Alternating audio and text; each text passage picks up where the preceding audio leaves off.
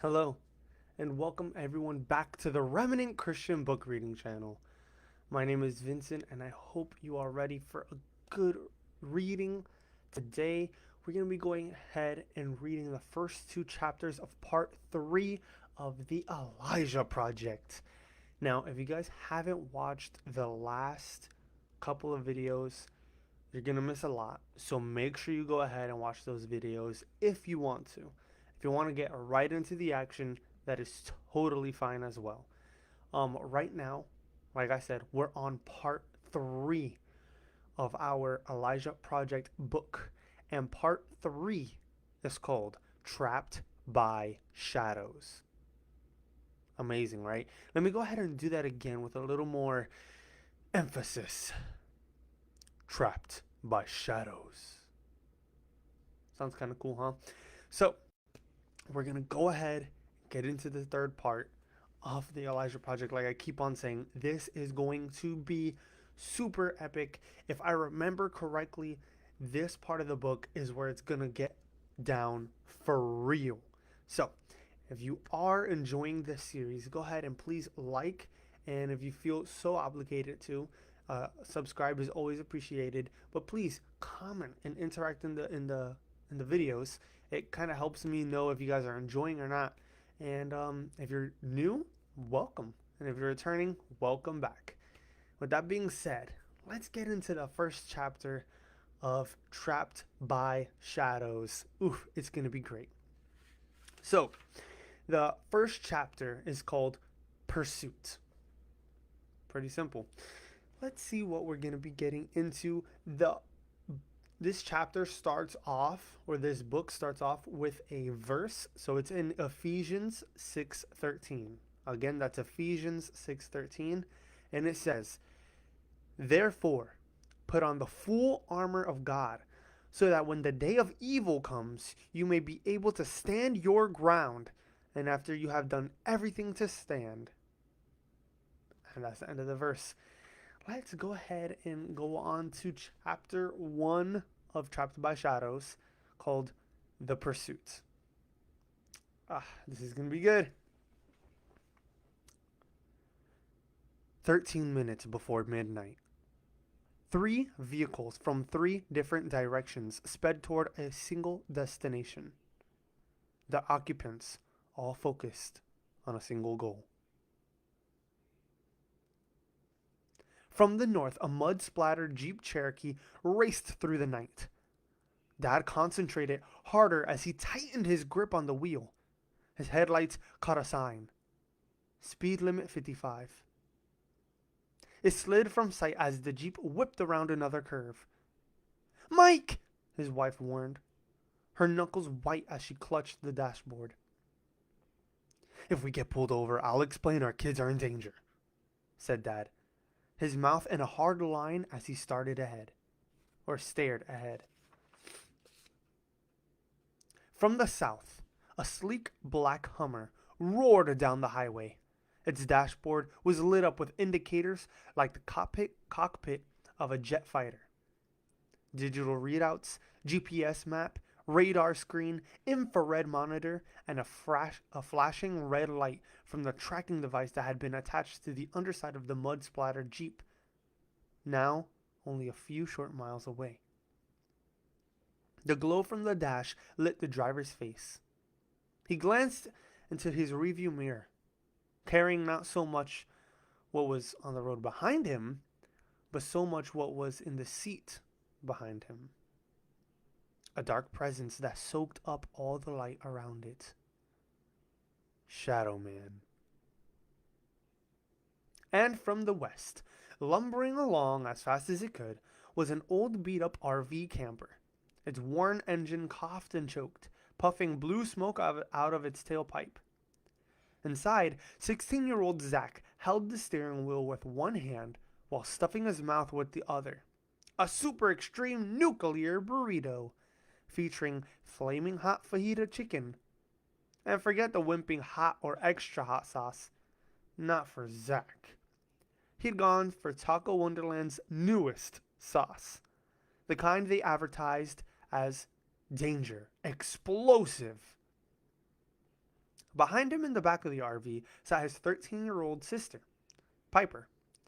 As the ultra responsible one of the group, someone had to be, she was taking care of their 6-year-old brother, Elijah. "All right," she said, carefully tapping out some raisins into the little boy's hand. "You can have 8 now and 8 more when we get there." Elijah, who hardly ever spoke, looked up at her with his big brown eyes and smiled. His way of saying thank you. She smiled back. "Don't worry, it won't be long before we see Mom and Dad again. I promise." Elijah nodded and laid his hand on her arm. Piper tenderly stroked his hair, hoping she was right. Without her mom there, the job for caring for the little guy fell into her hands, which was okay. She loved Elijah. He could be so sweet and caring when he wasn't being so weird. Honestly, she'd never met anybody like him. Sometimes it was like he knew what was going to happen before it happened. Sometimes when he visited sick people, they were suddenly well. And sometimes when the family really absolutely needed something to happen, she'd see his little lips moving in prayer, and just like that, it happened. Not all the time, but just enough to make things a little freaky. And speaking of freaky, there was her older brother, Zach. It wasn't just his eating habits that were adventurous. It was everything he did. From seeing how fast a skateboard could go if you attached rocket motors to it, answer 93 miles an hour before he crashed into a tree, flew through the air, and landed in someone's kiddie pool, to seeing how many bottles of ketchup you could drink before you hurl. Answer 1.5. To taking his little sister, as in Piper, into sticking her tongue on the frozen monkey bars in the middle of winter to see what would happen. Answer: a visit by the paramedics who had to pour hot water on her tongue to unfreeze it from the bars. Yep, good old Zach. That's why she had to keep an eye on him all the time. Like now, when she looked up front and spotted him biting into his burrito. Like now, when his eyeballs bulged in his dark hair, which usually looked like it was styled by a 14-speed blender stuck on Super Chop, seemed to stand on end. She could tell he wanted to say something. She could also tell that his mouth was on fire, which explains why the only words that came out of his mouth were, "Ah!" "What's wrong?" Piper shouted. Then she saw the wrapper on the floor and understood. "Nuclear burrito." Zach nodded, waving air into his mouth, which caused the RV to swerve from side to side.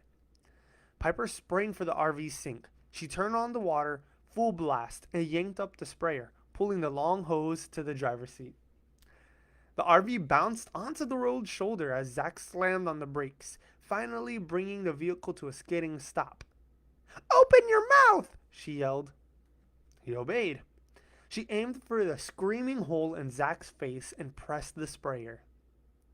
The water hit its mark, and Zach's mouth sizzled like a frying pan dumped in cold water.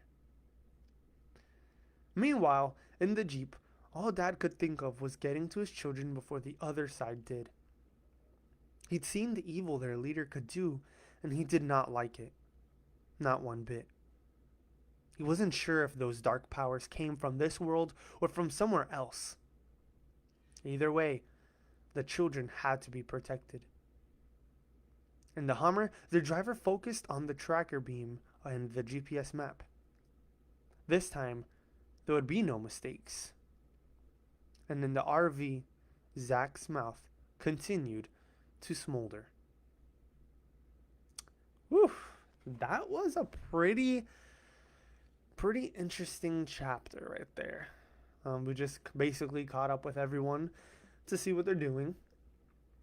So let's go ahead and get into this second chapter of part 3. And it's titled The Plot Sickens. Oof. There was a fourth vehicle, a dark green van, sitting on the shoulder of the highway. Inside, Monica Spector's shaggy red hair shone in the mirror light.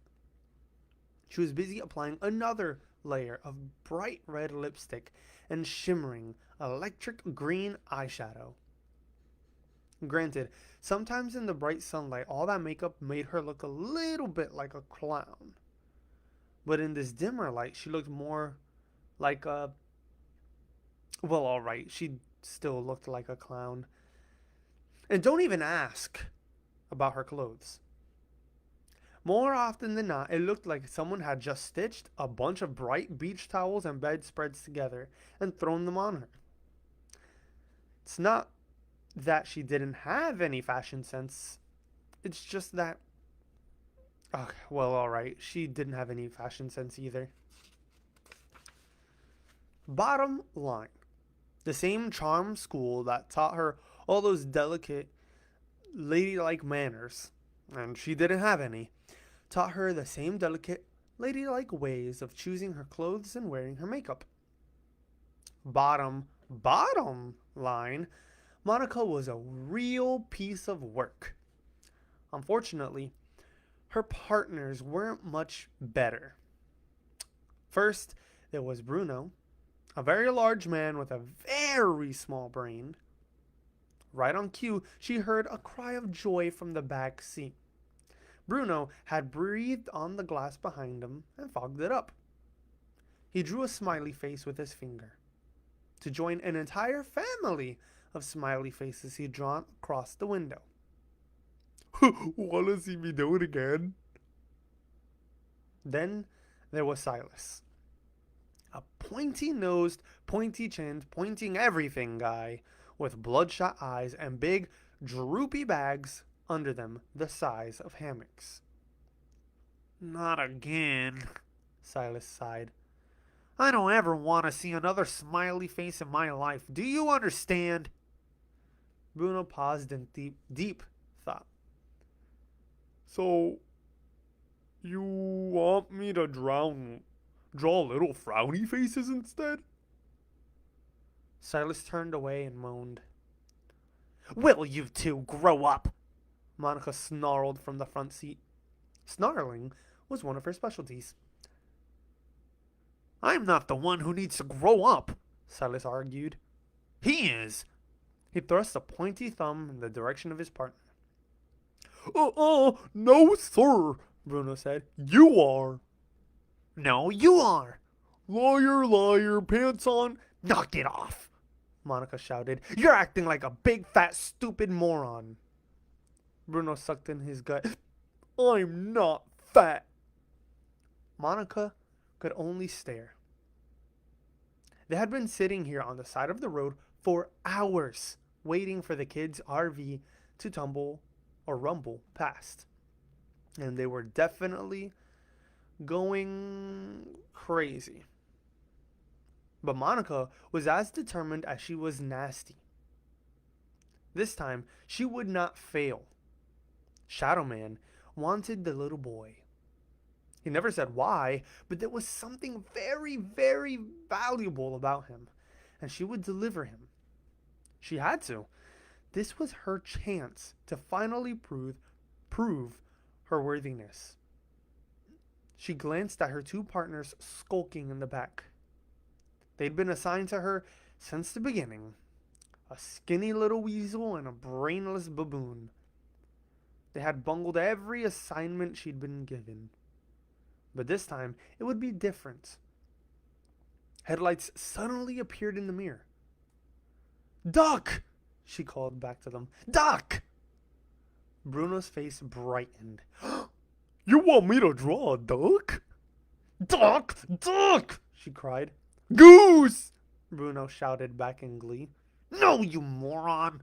Silas scooted down in the seat. She means get down! Silas yanked him down in the seat just as the RV swooshed by, rocking the van in its wake. Once it had passed, Monica rose and turned on the ignition. The van's engine roared to life. This time, the kid would be hers. To anyone else, the rundown garage was packed with yesterday's junk. The sagging shelves bulged with old televisions, radios, and out-of-date computers. But, to the inventor's eye, these old gadgets and circuit boards were the building blocks of imagination. Willard, a pudgy genius with curly hair, punched in numbers on his laptop. His reluctant assistant, Cody, watched with concern. It was getting late, and they had to hurry. One more calculation. Willard punched a key on the laptop keyboard with the flair of a concert pianist hitting the last note of a great concerto. And the program has now reached terminal status. Cody, who was definitely smart, but not Willard smart, turned to him and in his most intelligent voice asked, "Huh? We're done! Why didn't you just say we're done?" "I'm a man of science," replied Willard, closing the laptop with a flourish. "No, you're a guy who uses big words." "Oh," Willard nodded, knowingly. "You mean a logophile or a logog or possibly a logomachist or Willard." "Yes, Cody." "Be quiet." Willard grinned as the laptop's lights flickered greenly. "I will gladly desist, my friend." Cody started to answer, then stopped. Willard had always been smart, but lately he'd been testing his vocabulary and Cody's patience. A lot of people get their exercise by working out with weights. Willard worked out with words. Not that Cody blamed him. At school, everyone made fun of him. Maybe this was his new way of fighting back. Willard yanked out the cables that snaked from his laptop to 4 tennis shoes on the floor. At the back of each shoe was a little box with an antenna and some ports for wires. These were not your regular, everyday tennis shoes. Really, nothing was regular and everyday with Willard. Cody continued watching. "You still haven't told me how these are going to help with Piper and her family." "It will momentarily become clear," Willard said, "and you shall have nothing further to worry about." Cody sighed, running his fingers through his hair. He'd heard that before. "That's what worries me."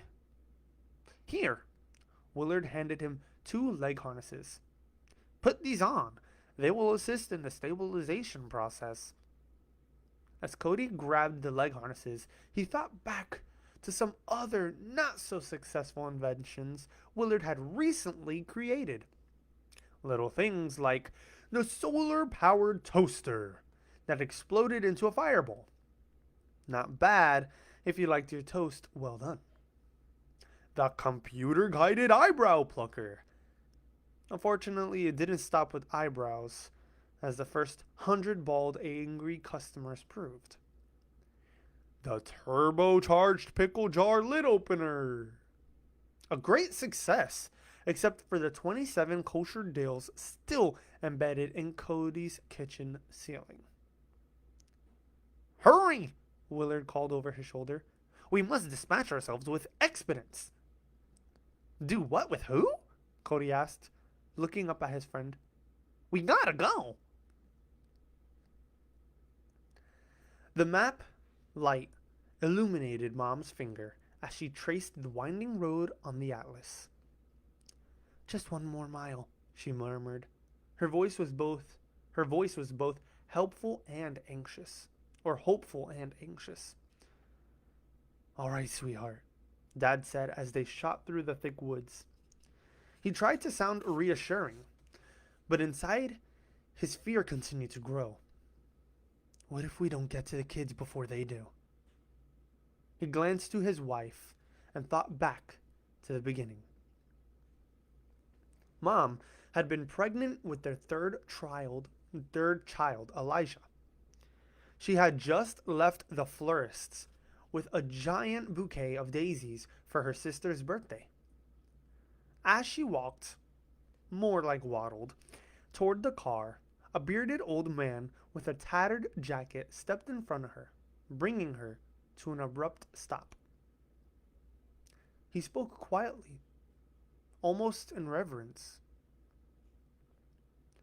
Your son will work miracles. She blinked, more than a little surprised. How had he known she was going to have a boy? He continued, the scriptures speak of him.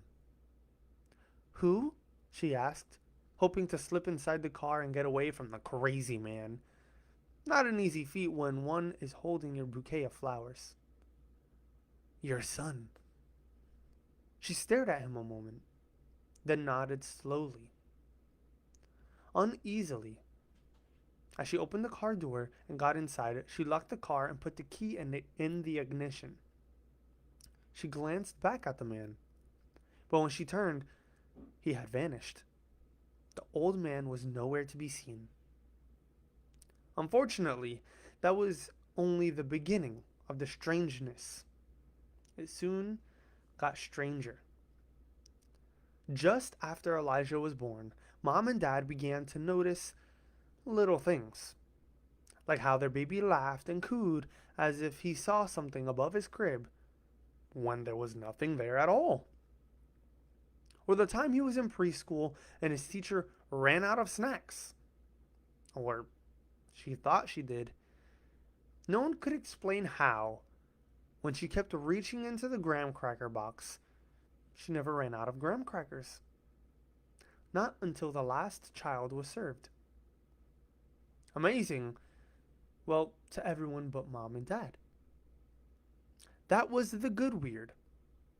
But there was also the bad. More and more, they got the sense that people were watching them. Sometimes it was a dark blue car that followed them at a distance when they pushed the baby stroller down the street. At other times, it was a tall, skinny man in overalls who always seemed to be trimming hedges or sweeping a sidewalk when they went outside. Then came the fateful Saturday morning when the strange old man appeared once again, but this time on their doorstep. Spotting him through the window, Mom called upstairs to Dad. Mike! That man from the florist! It's him! He's here! Dad bounded down the stairs and threw open the door to confront him, but the old man only said 3 words. You must leave. Guess again, Dad said. I don't know who you are or what's going on, but you're the one who has to leave. The man shook his head. No, you must go, for the boy's safety and your own. Dad snorted in disgust and started to shut the door when the old man raised his voice. Please! There is an organization. Dad hesitated. The old man continued. They are watching your son to see if he is the one of whom the scriptures speak. Once they are sure, they will move in. Dad frowned. Organization? They are empowered by a dark and sinister force, and they will show no mercy when they come for him. Dad bristled. That's enough. If you don't leave right now, I'm calling the police. Do you understand? The old man remained. You've seen his gifts. I don't know what you're talking about. You've seen his powers. You've seen. Without a word, Dad slammed the door. I'm not sure if you should have done that, Mom said. The guy's a loony, Dad replied angrily. He turned, checking through the door's peephole. Nobody was there. That was when they decided to pack up the kids and move. The first time. But no matter how they tried to hide Elijah's special gifts, the little guy would do something that caused people to start talking and asking questions. Then, just a few days ago, a red-headed woman and two men with guns showed up at the house. Mom and Dad tried to act as decoys to draw them away, giving their children a chance to escape to safety. But the plan backfired. Instead, the parents were kidnapped and taken to a mysterious compound where they first encountered Shadow Man. They had escaped. It was a miracle from God. There was no doubt about that. But Shadow Man wasn't about to give up. There was no doubt about that either. And that is the end of the first two chapters. Wow. Pretty good, honestly. I love how they gave us kind of a background for Elijah and his family. These were two shorter chapters, so put them together. But be ready, everyone, because the next one should be a really good chapter. It's titled Arrest. That is our third chapter. In part 3, it's called Arrest. And I cannot wait to read it. I'm probably going to go ahead and do another video right now. So you guys probably won't see it immediately like the next day. But I'm definitely going to do another video. I hope you all enjoyed this. Remember that Jesus loves you and God bless you all. I'm going to go ahead and get into the next chapter. So I will see you all in the next video. Bye-bye.